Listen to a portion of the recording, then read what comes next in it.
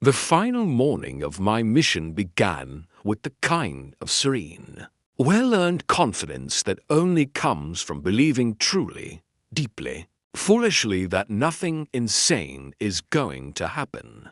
I had survived 12 months on this planet. 12 months of diplomatic negotiations conducted in rooms that changed shape when anyone raised their voice. 12 months of cultural ceremonies with rules so specific they felt less like tradition and more like an elaborate trap.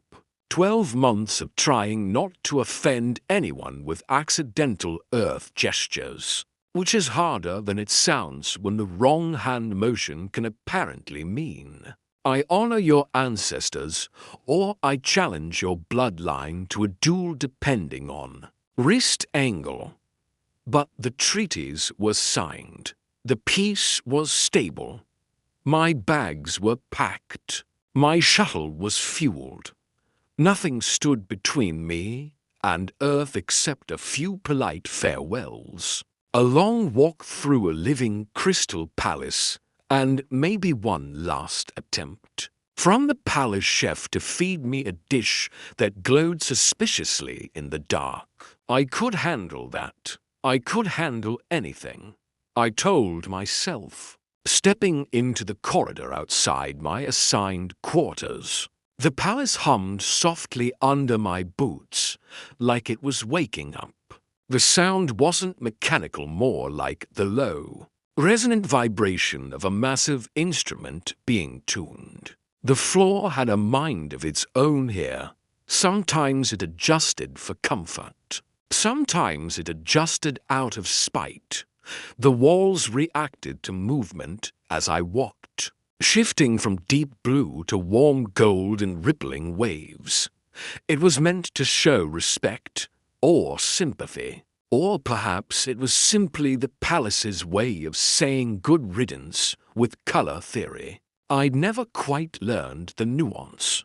I'd asked once, and the attendant who answered me had looked alarmed, as if I'd demanded to see the palace's private diary. Ahead, one of the royal guards snapped to attention as I approached. He was tall. Most of them were built like someone had sculpted him from elegant stubbornness. His long ears curved back in a regal line, and his ceremonial spear gleamed like a blade of moonlight. He meant well, he did, but he misjudged the angle of his salute and smacked his own ear with the butt of his spear. The noise was small. The humiliation was enormous. He froze, eyes wide, and then slowly lowered the spear as if nothing had happened at all. I did what diplomacy demanded. I pretended I had seen absolutely nothing while he pretended he wasn't. Dying inside, diplomatic composure at its finest. A pair of palace attendants intercepted me next, gliding into my path with the synchronized grace of people who had never tripped over a moving floor in their lives.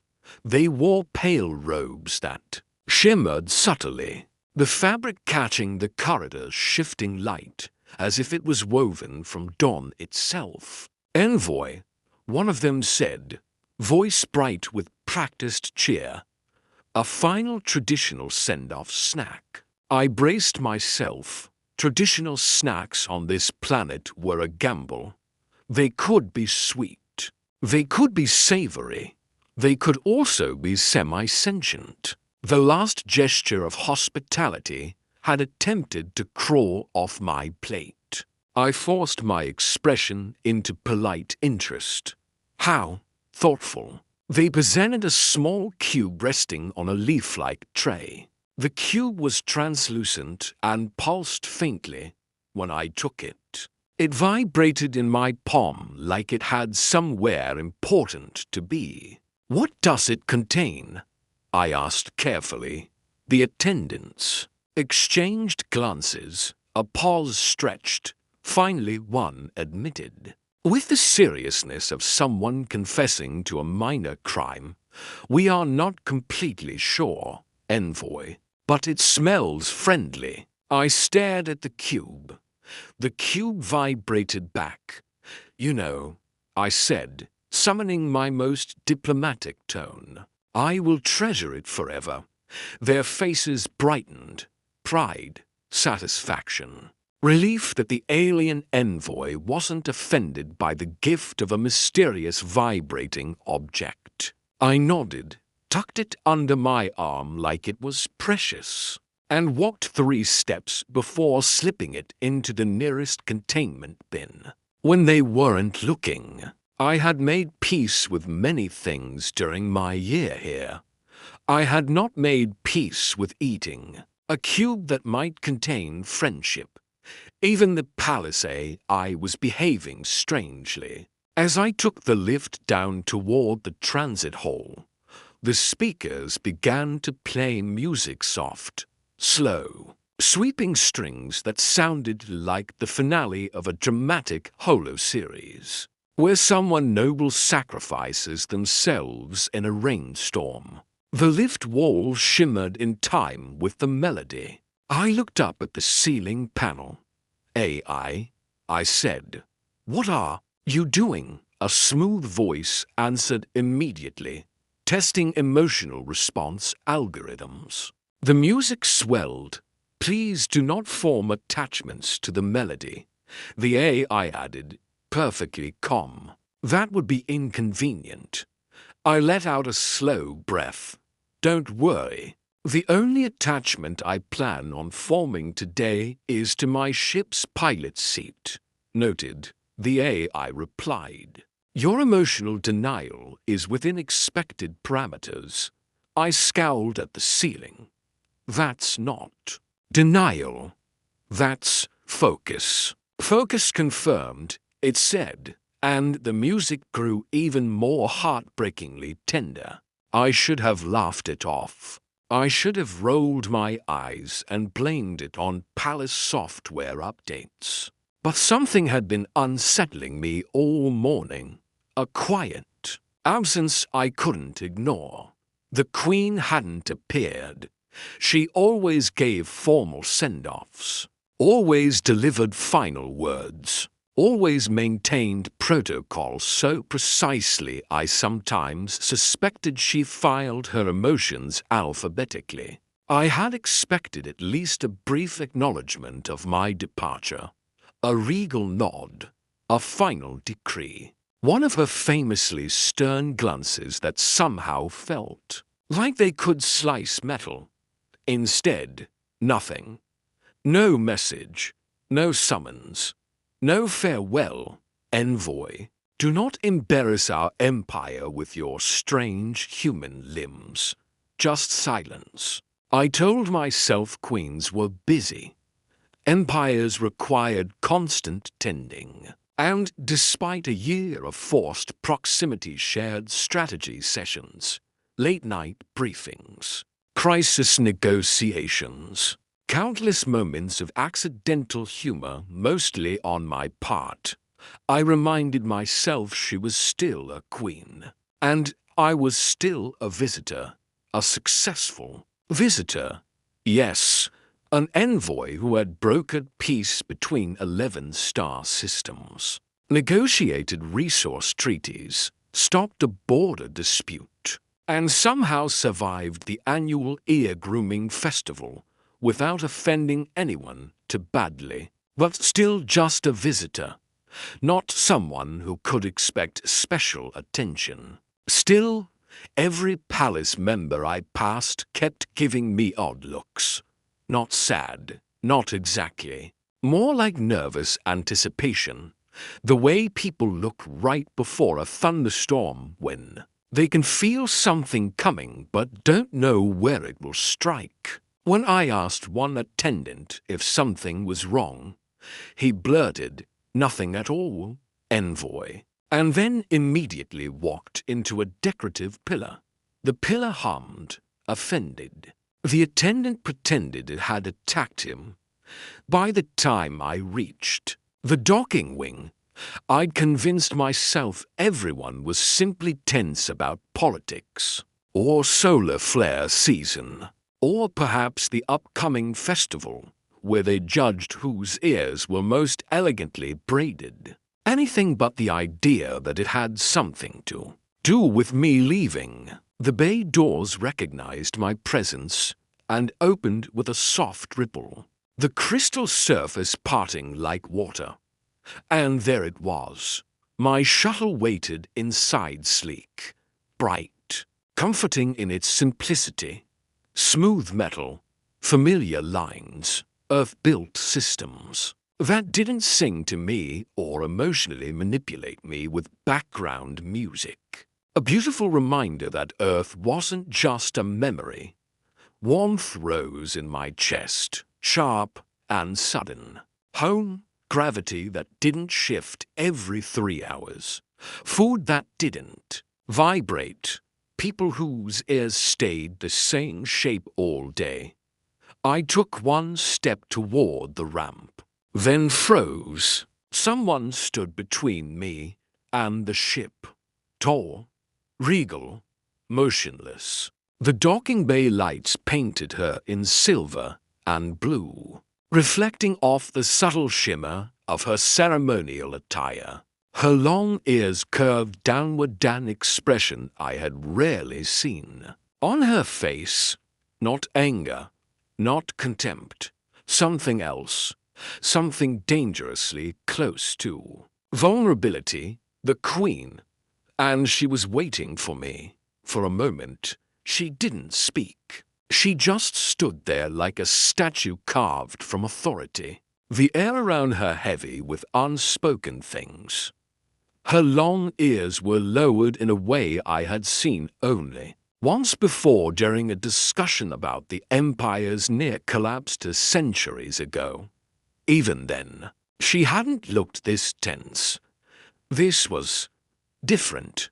This was the Queen Ruler of 11 star systems, unchallenged master of diplomacy. The woman who once stared down a warlord until he apologized for existing, blocking my path to a shuttle like an anxious traveler afraid of being left behind.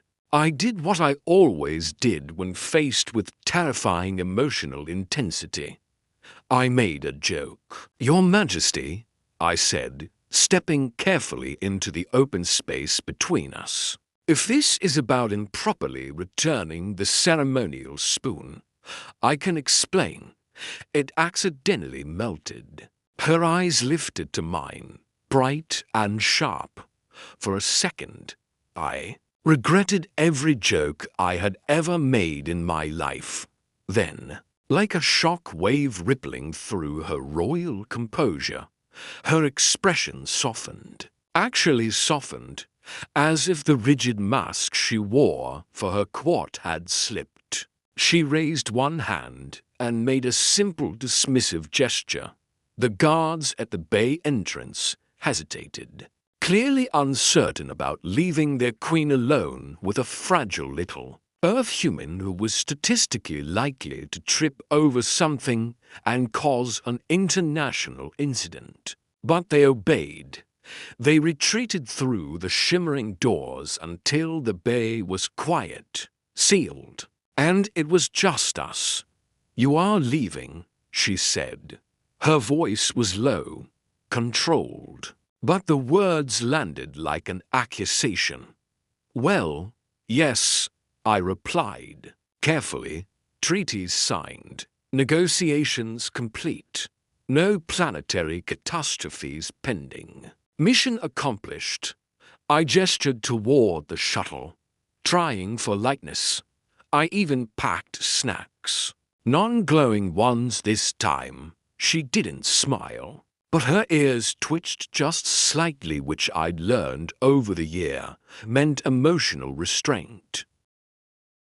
At maximum capacity, she took a step closer, then another. Each movement was slow and deliberate, the kind of approach that made you reevaluate every diplomatic decision you'd ever made. "For a year," she said, "you walked these halls as though they belonged to you." I blinked. I tripped through half of them, I corrected. The floors move, and sometimes they hum at me. And yet, she continued, ignoring my protest. You changed this place. That stopped me. Her gaze held mine, unwavering. You changed my court, she said. My advisors. Even my daughter laughs more now. That was the exploding tea incident. I said automatically, not my fault. The brew reacted badly to oxygen. Her ears lowered again, and when she spoke, her voice softened at the edges, almost fragile, as if she was stepping into territory she didn't know how to navigate. You changed me. I stared. The Queen didn't get changed. The Queen changed. Other people, preferably through terrifying speeches and strategic silence. I don't understand, I said gently. Her long ears trembled slightly. I grew accustomed to your presence, she admitted, to your questions, to your irritating habit of knocking on my door before entering. Nobody knocks. Here, I reminded her. A breath escaped her, almost a sigh, but not quite. I expected to resume life when you left, she said, eyes lowering as if the floor might offer the words she couldn't form. But instead, I find myself unsettled. Something tight coiled in my chest. This wasn't political maneuvering. This wasn't royal theater. This was the Queen standing on the edge of an emotion she didn't know how to wear. Your Majesty, I said quietly, throat dry. If this is about extending the mission, it is not. She cut in and stepped closer still. So close I could see the faint shimmer in her irises like captured starlight. This is not about my empire, she said. This is not about diplomacy. Her voice dropped, almost a whisper. This is me asking why you are so eager to leave. The question hit harder than it should have. I opened my mouth, then closed it again. Because my apartment lease is still active was not an emotionally satisfying answer. I'm not eager, I managed. I just thought my job was done. And so you run, she said softly. You retreat to the safety of your distant world, your distant sky. She tilted her head, studying me with that unnerving precision she used in negotiations. Or perhaps, she said, you flee from something else. I swallowed, heat rising beneath my collar. What would I be fleeing from? I asked, though part of me already feared the answer, the truth we had both circled for months without daring to name. She leaned in slightly, voice trembling despite her control. That your presence became significant to me. My heart stuttered, then thudded harder, loud enough I was sure the bay could hear it. I tried to joke again, desperate to break the intensity. Significant as in, please don't break any more ceremonial spoons. Her gaze sharpened, and it was the same look she'd used once to silence an entire Senate chamber. Significant. She repeated, do not trivialize this. My humor wilted on the spot. Behind me, my shuttle hummed softly, engines warming as if impatient to leave. The sound suddenly felt like pressure, like a countdown, like a decision being demanded. The Queen's presence anchored the entire bay in stillness. I had seen her command fleets, silence generals, negotiate wars into peace with the calm of iron forged into a star. Yet now she stood before me like someone admitting a truth she wished she didn't feel. Her long ears trembled slightly, betraying emotion her voice refused to show. I breathed slowly, feeling the moment press against my ribs. "You realize," I said carefully, "that if you keep looking at me like that, my heart rate monitor is going to think I'm under attack." A faint, unwilling smile tugged at her lips. "Your medical technology is overly dramatic," she murmured. "It learned from me," I said. "Terrible influence." The smile faded quickly, replaced by something deeper. She stepped closer until the docking bay's glow painted silver across her skin. "During your year here," she said, voice quiet, "you challenged me. You irritated me. You questioned traditions no one has questioned in generations. I also accidentally offended a ceremonial plant." I added weakly. "Yes," she said, and for a heartbeat her eyes softened with something like amusement. "That too." Then her voice turned gentle again, and it was that softness the rarest thing about her that made my throat tighten. "You reminded me," she said, "what it was to be seen not as a crown, not as a ruler, but as a person." I couldn't speak. "You made me feel." She paused, and the hesitation struck harder than any prepared speech could have. "Alive." The word hung between us. My chest ached. "But I'm just—" I started. "Do not finish that sentence," she said sharply. The command was pure queen, but the emotion beneath it was something else entirely. "You are not just anything," she said, voice low, not to me. I took a small step toward her without thinking. Behind me, my shuttle dimmed its lights, as if offended by the competition. "Then what do you want from me?" I asked, voice rougher than I intended. Her breath trembled. "I want you to stay," she said. The words landed like a solar pulse. "Not as an envoy," she continued. "Not as a diplomat," her long ears lowered, fragile as open hands, "but as the person who walked into my life and rearranged its gravity." For months, I had brushed aside the strange warmth I felt in briefings, the unexpected softness in her voice when we spoke alone, the way her gaze lingered a second too long when she thought no one noticed. I had told myself it was diplomacy, proximity, professional respect. Anything but the truth standing between us now. "I don't know if I belong here," I admitted, barely able to form the words. Her eyes held mine, steady and unwavering. "Belonging is not a place," she said. "It is who stands beside you." Before I could answer, something buzzed frantically near her hand. A tiny glowing insect, one of the Empire's famous bond fireflies, was stubbornly trying to perch on her wrist and failing spectacularly. It bumped her thumb, missed, circled back, and crashed into her sleeve like a drunk spark. I blinked. The Queen's face tightened in visible embarrassment. "Is that supposed to be part of a ritual?" I asked cautiously. She exhaled through her nose. "It is a traditional symbol of courtship."